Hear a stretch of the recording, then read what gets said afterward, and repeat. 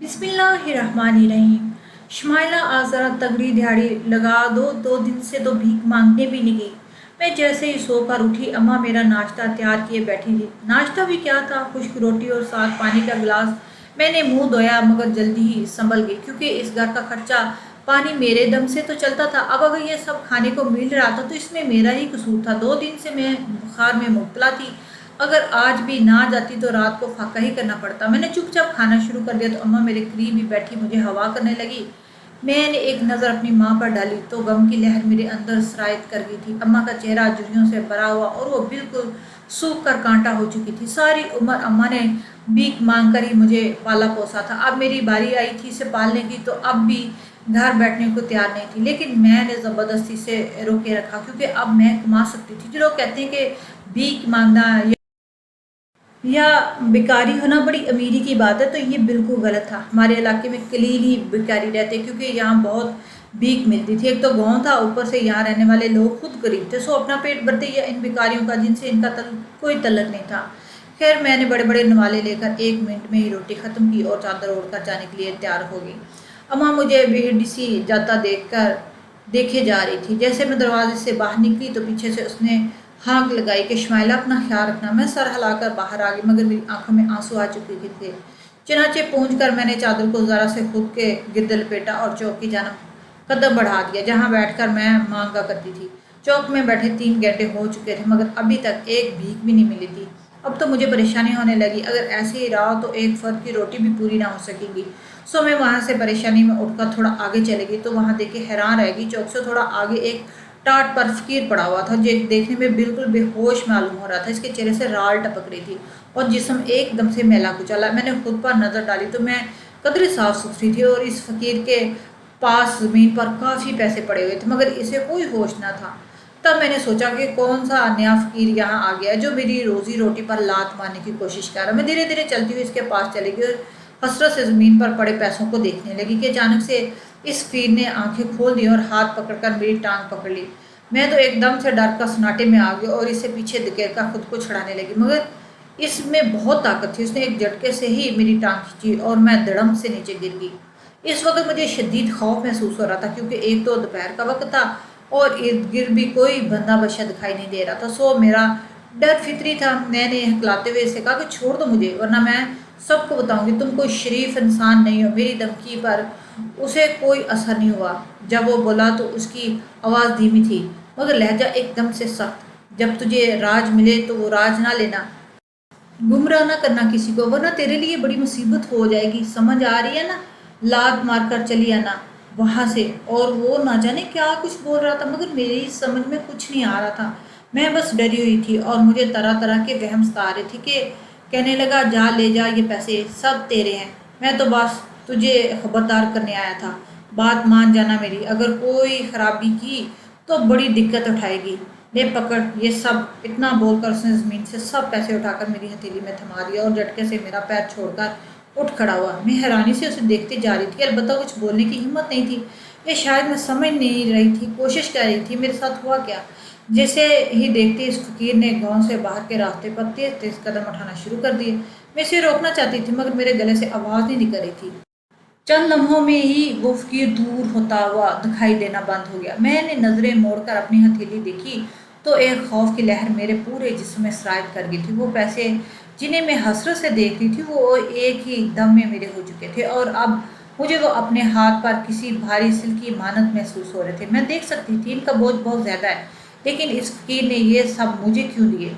मैं तो इसे जानती भी नहीं थी। एक नया सवाल मेरे जहन में चलने लगा, शायद मैं कहीं और ही खो गई मगर वहाँ एक दो लोगों की आमद ने मेरी सोचों में मुखल होने से रोक दिया। मैंने जल्दी से वो सारे पैसे उठाकर दुपट्टे के पल्लू से बांधे और वो टाट भी उठा ली जिस पर फकीर लेटा हुआ था मगर इससे बहुत बदबू आ रही थी, यहाँ तक कि मेरा सांस लेना दोबर हो गया। मैंने एक साइड पे वो टाट फेंक दिया, दुपट्टे के पल्लू को हाथ से पकड़ा तो अंदाज़ा हो कि अच्छे खासे पैसे हैं, तो मज़ीद भी क्या मांगती। सुस्त कदमों से घर की जानब चल दी मगर घर की जानब जाते हुए भी दिमाग में मुसलसल इसी की सोचें गूंज रही थी जो वाक़या अभी कुछ देर पहले पेश आया। वालदा बर्तन धो रही थी, ऐसे बोली जल्दी आ गई कि तबीयत ज़्यादा ख़राब नहीं हो गई थी। मैंने कहा नहीं वालदा, ये बुखार हम गरीबों के लिए नहीं होते, बल्कि ये कहाँ बीमारी होती है, हम गरीबों के लिए तो अय्याशी होती है, अय्याशी। कुछ नहीं, बस भीख मिल गई थी तो उठ पड़ी। आखिरी जुमला कहते हुए मैंने नज़रें चुराकर कमरे में आ पड़ी। वो मुझे देखकर मुस्कुराई और साथ ही उसके मुंह से राल टपकने लगी। तो मैंने आगे बढ़ के पास कपड़े से उसका मुंह अच्छे से साफ किया और साथ ही माथे पर बोसा देकर बाहर आ गई। वालदा, तो थक जाती हो ना अकेली? वालदा मुस्कुराकर बोली, कहाँ अपने बच्चों का ख्याल रखने से कोई वालदा तंग नहीं होती। तो ख्याल ना कि अगर मुझे एहसास है तेरे साथ बड़ी ज्यादती हो रही है, मगर क्या करूँ, ये पेट का जहन्नम जो हम साल दिए फिरे ना, इसके भी तो भरना आता है ना।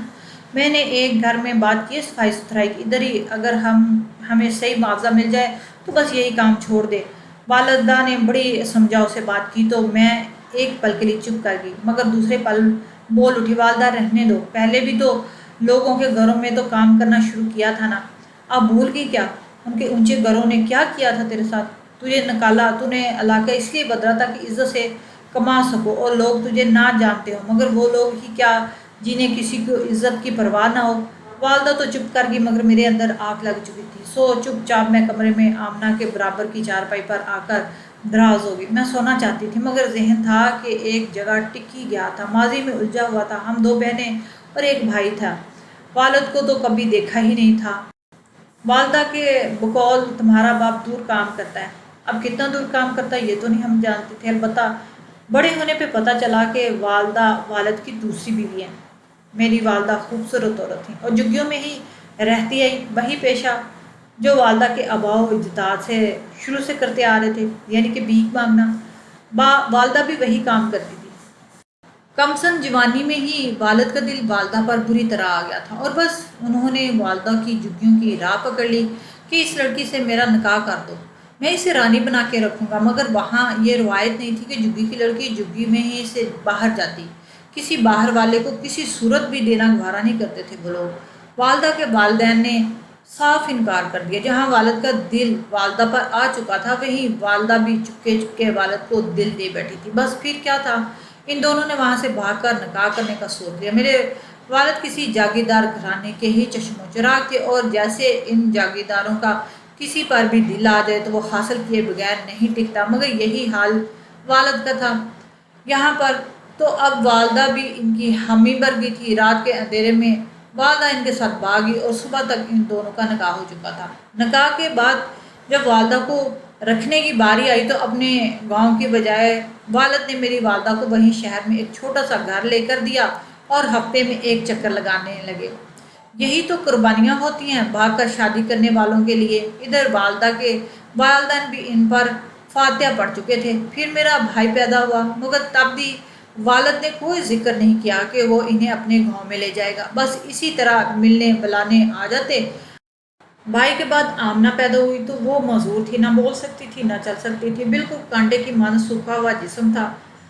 एक और भाई पैदा हुआ जो एक रात बाद मर गया और फिर सबसे आखिर में मैं पैदा हुई, मगर वालिद को देखना ना देखना एक बराबर था। वो बस घंटे दो घंटे के लिए आता और चंद पैसे वालदा के हाथ पे रख के रवाना हो जाता। वैसे भी अब उनकी दिलचस्पी वालदा में ख़त्म हो चुकी थी, ऊपर से बच्चों का बोझ क्यों पालते वो भला। ऐसे ही एक दिन वालदा ने उनसे शिकवा कर दिया कि अब वो इन्हें वक्त नहीं देते। वालिद को ना जाने क्या सूझी, दो के चार बनाकर वालदा को खड़े खड़े तलाक का अंदिया दे दिया। वालदा तो दम खुद सी सोचने लगी कि ऐसा भी क्या बोल दिया। इसके बाद वहाँ से गए तो फिर कभी दोबारा लौट कर वापस नहीं। वालदा ने इनकी बड़ी राह तकी, मगर लौटना होता तो ऐसे आज़ाद ही क्यों करते। ऊपर से फिर मेरे भाई को भी पैसे में ही रहने का शौक था। जब घर में खर्चा कम होते हुए ना होने के बराबर हो गए तो भाई आए दिन वालदा से झगड़ा करता। अक्सर औकात तो हम बहनों को खूब मारता। वालदा से इस बात पर झगड़ा करता कि तुमने वालिद से तलाक क्यों ली, तो बेचारी बेबस हो जाती, कहती भला मैं क्यों तलाक लूँगी, खुद देकर गया है तुम्हारा बाप मुझे तलाक, तो क्यों मेरे बाप को तुम्हें राज से नहीं आया था ना पैसा जो हमारे मुंह से भी सोने के नवाले छीन लिए। इस बात पर वालदा चुप ही रह जाती। फिर एक रोज़ वालदा ने भाई को कहा कि तुम नौकरी कर लो, ऐसे हाथ कुछ सीधा हो जाएगा। मगर वो बिल्कुल टस से मस नहीं हुआ था। कहने लगा मैं नहीं कमाऊंगा, इतने अमीर बाप का बेटा होकर दो दो टके की नौकरियां करूं, कभी भी नहीं। हाथ जन्म से हर जटी देखकर वालदा ने अपने वालदैन के पास वापस लौटी तो इल्म हुआ कि वो लोग तो कब के वहाँ से जुतियाँ समेट के जा चुके हैं। वालदा ने लाख इनके ठिकाने का पता करना चाहा, मगर ना हो सका। ऊपर से जो थोड़ा बहुत जमा पूंजी थी वो भी खर्च हो चुकी थी। और दिन इतने बुरे आ गए कि घर में खाने के लाले पड़ गए। भाई ने बड़े आराम से बाहर ही किसे मिलकर इस मकान का सौदा कर लिया जिसमें हम रह रहे थे, और वही हमारा आखिरी सहारा था। जब वालदा को हकीकत इल्म हुआ तब तक भाई पैसे भी लेकर जा चुका था, और एक रोज़ ऐसे जिसने मकान खरीदा था उसने हमें निकाल दिया। तब भाई ने अच्छे बनते हुए एक किराए का मकान लेकर दे दिया। जब वालदा ने पैसों की बात की तो वो गोया सांप की तरह फन फैलाए बैठा था। कहने लगा, ये मेरे बाप का पैसा है और इसके साथ अब तुम्हारा कोई तल्लक नहीं। तुम किस हक से पैसे मांग रही हो? मैं तो एक पाई नहीं दूंगा। हाँ, इतना शुक्र करो कि किराए का मकान लेकर दिया है। वालदा चुप कर गई, लेकिन जब महीने के बाद किराए देने की बारी आई तो तब भी भाई बड़े आराम से मुकर गया और कहा, घर ले दिया है, अब कम से कम किराया तो खुद दे दो ना। मैं तो खुद जा रहा हूँ। देखते ही देखते खर्चों के डर से भाई ने भी अपना सामान समेटा और रात के अंधेरे में न जाने कहाँ निकल गया। पीछे हम माँ बेटियाँ खौफ से दबी हुई जा रही थी। एक रात घर में खाने को कुछ नहीं था तो आमना भूख से बिलखने लगी। जैसे अम्मा ने बड़ी मुश्किल से चुप कराया और कहा, तुम फिक्र नहीं करो, देखना कल तुम्हें भूखा नहीं सोने दूंगी। मैंने पूछा, अम्मा क्या करोगी? सारे पैसे तो भाई अपने साथ ले गए। वो मेरी बात पर खामोश रही और कोई जवाब नहीं दिया। मैं भी चुप कर गई। मगर सुबह ये बात खुली जो वो बचपन से काम करती थी, यानी कि भीख मांगने की। मैं बड़ी परेशान थी। अम्मा से पूछा कि तुम ही क्यों भीख मांगोगी?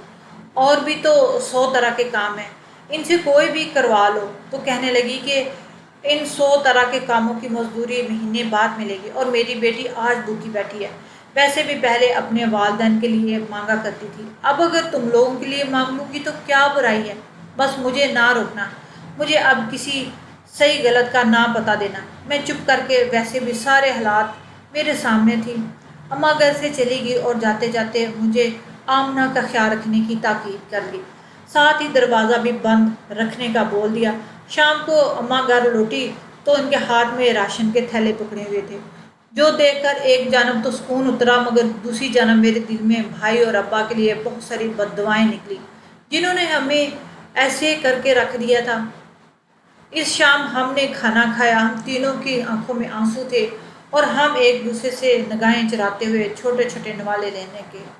फिर इसके बाद यही मामूल था कि अम्मा भीख मांगने जाती और मैं आमना के साथ घर पर ही रहा करती, सारा दिन डरते हुए गुजार देती।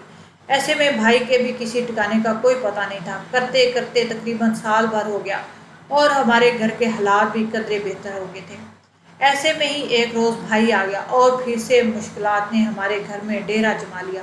वो सारा दिन चारपाई पर लेटा रहता। शाम को जैसे ही अम्मा भीख मांग कर लाती, आकर उनसे सारे पैसे हथिया कर अपनी जेब में डालता और बाहर निकल जाता। खुदा जाने वो नशे पे लग गया था या जुआ खेला करता था, बस इतना ही मालूम है। अब दो की बजाय एक मरतबा रोटी बनना शुरू होगी। घर में एक रोज़ अम्मा ने भाई को पैसे देने से मना कर दिया तो उसने जो जमा पूंजी अम्मा ने मेरे ब्याह के लिए संभाल रखी थी वो चुराई और एक मरतबा फिर से मंजिल से हट गया। हमने शुक्र किया, कम से कम इस बहाने से इसने जान छोड़ दी। अम्मा ने कुछ महीने भीख मांगी और इसके बाद मैंने मुश्किल से अम्मा को मना कर दिया। वो भीख ना मांगे, हम दोनों मिलकर कमा लेंगे। लेकिन इस इलाके में काम काज मुमकिन नहीं था क्योंकि सब लोग ही हमें बेकारी जानते थे। हमने वो इलाका ही बदल लिया और निस्बतन कम रश वाले इलाके में आकर कुछ जमा पूंजी अम्मा ने दोबारा से जोड़ ली। इसका हमने घर खरीद लिया जो महज एक कमरे और एक वाशरूम तक मुश्तमिल था। कच्चा सा घर जिसकी छत बरसात में बिल्कुल बरसात की मानदी टिपकती रहती, मगर इस घर का सहारा भी बड़ा था और हर माह के किराए से तो जान छूट गई। यहाँ आकर अम्मा ने एक दो घरों की सफाई सुथराई का काम करना शुरू कर दिया, जो अब भी बस सही थी मगर हलाल थी। यही बहुत था। मैं भी अम्मा के साथ अक्सर कमाने चली जाती थी। 3 माह तो सही गुजरे। फिर एक रोज़ किसी ने अम्मा को देख लिया और जिनके घर वो काम किया करती थी इन्हें बता दिया कि ये औरत पहले भीख मांगा करती थी फलां जगह पर। मालकर ने बुलवा कर अम्मा से तस्दीक चाही तो वो भला इनकार करती क्यों, तो उन्होंने इकरार कर लिया, वाकई में मैं भीख मांगा करती थी। इस बात ने तो एक नया तूफान बर्पा कर दिया। वो औरत कहने लगी कि इतने दिन से मेरे घर में एक भीख मांगने वाली काम करती रही और मुझे इल्म तक नहीं हुआ। भलाई का तो दौर ही नहीं है। अम्मा ने इससे पूछा कि आप मांगने वाली से मतलब तुम्हारा क्या मतलब है? मैं पहले मांगती थी मगर अब नहीं मांगती, अब खुद कमा कर खाती हूँ। और अपने बच्चों को भी खिलाती हूँ, मगर इस औरत के दिमाग पर न जाने कौन सी धुन सवार थी। अम्मा को घर से निकाल कर गली में खुद चली आई और पूरा मोहल्ला जमा करके वो तमाशा लगाने लगी कि बस अल्लाह दे और बंदा जाने। हमारा खुद का घर भी इसी गली में था। इस वाक़े के बाद अम्मा को कौन काम पर नए काम पर रखता भला। हर एक की ज़ुबान पर हमारे चर्चे ज़रूर रहते थे। पहले अम्मा बाहर दुकान वगैरह पर चली जाती, मगर अब भी ये मुश्किल था। अम्मा बेचारी तो मुझे और आमना को घर में ही लेके बैठी रहती। हफ्ता भर तो हम बड़ी मुश्किल से गुजारे, मगर जब राशन और आमना की दुआएं ख़त्म होने लगी तो मैंने अम्मा से कहा कि अब तुम रहने दो, मैं जाऊंगी बाहर। अम्मा ने हैरानगी से पूछा, तुम्हें कौन काम देगा? मैंने कहा, काम अब लेता भी कौन है। देखना, अगर हम यहाँ से भी कहीं और चले गए ना, तो फिर कोई ऐसा उठकर आ जाएगा जो हमारी हकीकत बताए बगैर मरेगा नहीं। हम बेकारी हैं और भीख मांगते ही रहेंगे, माजी में भी। इसलिए बेहतर ये है जो लोग समझते हैं हम भी उसी तरह रहने दें। बस मैं भी अब भीख मांगूंगी, देखती हूँ कौन मुझे बात करता है। अम्मा तो मेरे बदले अंदाज पे हक्का बक्का ही रह गई। उसने मुझे समझाने की बड़ी कोशिश की, मगर मैं नहीं समझी, क्योंकि मुझे समझना ही नहीं था। जब पेट की आग नहीं समझने दे रही थी तो मैं क्या समझती। बस अम्मा से अहम बातें पूछ कर मैं घर से निकल पड़ी और उधर चौक में जाकर एक जगह पे खड़ी हो गई। पहले तो लोग मुझे हैरानगी से देखा करते और कान में सरगोशियाँ करते, मगर मैं भी ढीठ बने इन्हें नज़रअंदाज किए बैठी रही। जब मेरे करीब से कोई गुजरता तो हाथ पकड़कर भीख मांग लेती। कभी कोई मेहरबानी करके दे देता तो कभी झिड़क देता। मैंने किसी की बात का बुरा कभी नहीं बनाया, क्योंकि यही तो हकीकत थी इस काम की। अगर बैठे बैठे थक जाती तो इधर उधर खड़े होकर मांगना शुरू कर देती। अक्सर औकात तो लोग ऐसी बातें भी कर जाते कि खड़े खड़े ही ज़मीन में गड़ जाती। ऊपर से हुस्न भी ऐसा था, अम्मा तो मुझे बाहर भेजते हुए डरती थी। जब तक अच्छी तरह कुछ पढ़कर फूंक ना देती इसे चैन नहीं पड़ता था। हफ्ते बाद तो अम्मा के बस बस हो गई। इसने मुझे मना कर दिया कि शुमाइला तू ना जाया कर, मैं खुद चली जाया करूँगी। मगर मैंने भी अम्मा को साफ मना कर दिया, मैं तो किसी सूरत पीछे नहीं हटूंगी। अम्मा बेचारी चुप करके रह गई, मगर शायद अभी भी हम पर आजमाइश ख़त्म नहीं हुई थी। जो एक रोज़ फिर से भाई हमारे घर चला आया। इस मर्तबा अम्मा ने इसे घर दाखिल नहीं होने दिया और जहाँ से आया था वहीं पर चला जा, मैं तुझे यहाँ नहीं रखूँगी। भाई ने बड़ी मिन्नत की। अम्मा ने कहा कि मोहल्ले वालों से पटवा दूँगी। भला आखिर इसे जाना पड़ा, मगर जाने से पहले उसके चेहरे पर तहरीर रकम में बड़ी आराम से पढ़ सकती थी। वो अंदर ही अंदर कोई फैसला करके पढ़ता था, जिससे मैं डर गई थी, मगर अम्मा को समझ नहीं आ रहा था। मैंने भी आने वाले तूफान को वक्त के सहारे छोड़ दिया और पुरसकून हो गई। इसके बाद भाई दोबारा नहीं लौटा था। आज वो फकीर वाला वाक़या हो गया। मैं इसी तरह सोचते सोचते कब नींद की वादियों में उतर गई, होश ही ना रहा। जब मेरी सुबह आँख खुली तो कल की भीख के पैसे तो थे। फिर मैंने आमना को साथ लिया और हॉस्पिटल चली गई। यहाँ डॉक्टर ने बताया कि इसमें कुछ बेहतरी आ रही है। एक ऑपरेशन है, अगर वो हो जाए तो आमना की ज़िंदगी बचने के चांसेस 50% है। यानी अगर कामयाब हो गया तो आमना भी आम इंसानों की मानद चल फिर सकेगी। ये बात बड़ी तबीयत बख्श थी, मगर इस ऑपरेशन पर जो खर्चा था वो काफ़ी महंगा था। हम तो अपना घर बेच भी कर भी इसका ऑपरेशन का आधा बोझ हल्का ना कर सकते थे। मैंने अम्मा से बात की तो वो चुप रह गई। आखिर को इसका भी तो अरमान था कि बेटी सेहतयाब हो जाए, मगर पैसा पास नहीं था। मैंने आमना को घर छोड़ा और भीख मांगने चली गई। वो कहते हैं ना, जब कोई परेशानी या मुश्किल आती है तो साथ ही अपना हल भी लेकर आती है। आज मैं चुपचाप एक जगह पर बैठ के, ना उठने का दिल चाह रहा था और ना किसी से मांगना अच्छा लग रहा था। बस 2-4 लोगों ने खुद ही मेरे कटोरे में कुछ पैसे रख दिए। मैं अपनी सोचों में गुम थी जब एक बड़ी सी गाड़ी मेरे सामने आके रुकी। अगर कोई आम सा दिन होता तो मैं जड़ से उठकर भीख लेने को भागी, मगर आज मेरा दिल आमना की जन्नत से ही अटका हुआ था। सो मैं अपनी जगह पर ही बैठी थी, मगर हैरान रह गई जब गाड़ी में से एक बुढ़ा सेठ निकलकर मेरे सामने खुद ही आ गया। मैंने इसे देखने के बावजूद अपना कटोरा आगे नहीं किया और ना ही इसने भीख के कुछ पैसे मेरे जान बढ़ाए थे। मैं जिस तरह बैठी थी मैं उसी पोजीशन में बैठी रही। जब वो सेठ मेरे सामने बैठते हुए बोला, परेशान लग रही हो? मैंने कहा, चौंक कर उसे देखा और कहा, परेशानियाँ तो हम गरीबों के घरों पानी भरने आती हैं, ये कौन सी नई बात है? आप कहें। वो मेरी बात पर कुछ पल चुप हुआ, फिर कहने लगा, तुम्हारे मसले का हर हल मेरे पास है। मैंने कहा, कौन सा मसला? वही जिसने तुम्हें इस काम पे लगाया।